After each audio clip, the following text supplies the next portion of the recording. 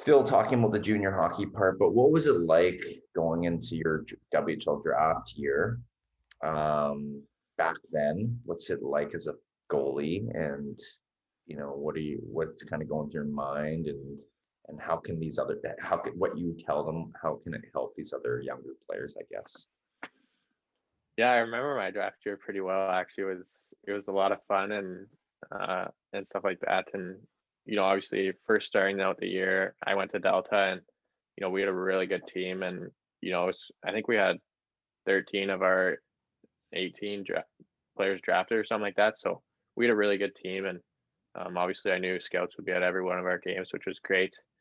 But just starting off, I still knew that, I was still kind of a nobody and nobody really knew who I was. So that was kind of motivating to show them and prove them all wrong and stuff like that. And I remember, after a couple of weeks, one of my teammates was like, dude, you're ranked like the second highest goalie. And I didn't even know there was rankings or anything like that. And but once he told me that, I kind of found the trap to always looking at them and, just wanted to be higher. And it was actually, I don't know how I did it, but it actually motivated me. Usually, nowadays, like rankings are, you don't really want to look at them and stuff like that. But I don't know how I did it, but it motivated me and actually pushed me in a positive way, which I'm still pretty surprised that I was able to do. But I think that helped a lot. And, just going through the year, obviously, you get a lot of questionnaires and stuff like that to fill out, which, would always boost the confidence and stuff like that, and phone calls too. And then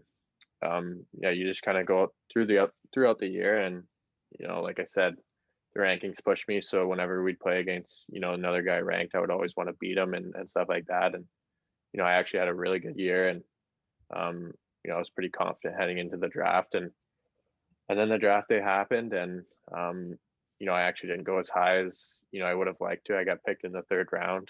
I'm really fortunate actually to have been picked by Kamloops, and it was definitely the best thing for me. But I was a little upset at that. But now looking back at it, like all of it, like the rankings and being upset I didn't get drafted high, like it doesn't mean anything. I think, some advice I would give is just stay present, be in the moment, take things one day at a time, just try to get better. And um, a nice quote that I've learned is invest in the process and surrender the outcome. So obviously the outcome would be getting drafted, and invest in the process is what you do every day, and one day at a time, and eventually the outcome will take care of itself. So um yeah, looking back at it, I did have a lot of fun, but there's a lot of stuff that I did that I probably didn't need to do.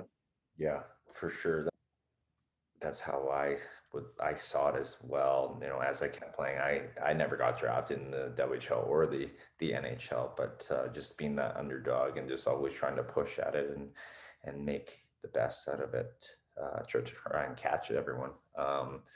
But I mean, like you said, I'm sure you played with the guys that have been drafted high, and whether they didn't pan out or they're just not doing up to expectations, or you probably played with guys that are even lower ranked, but they're seeing, I guess, some good things happening with their career. Um, it's crazy what happens there.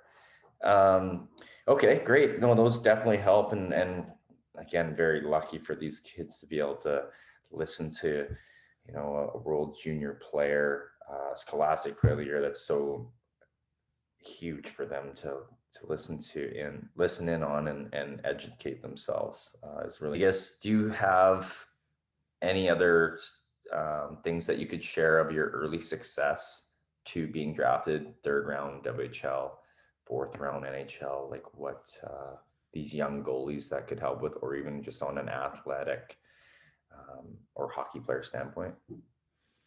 uh it's almost tough to say. Like back in Bantam, I remember going to Delta was a very different environment than minor hockey. Obviously the academy was run super well, and pretty much every day we were there to work and get better. Even though we were at such a young age, it was kind of like a pro atmosphere, which helped me a lot.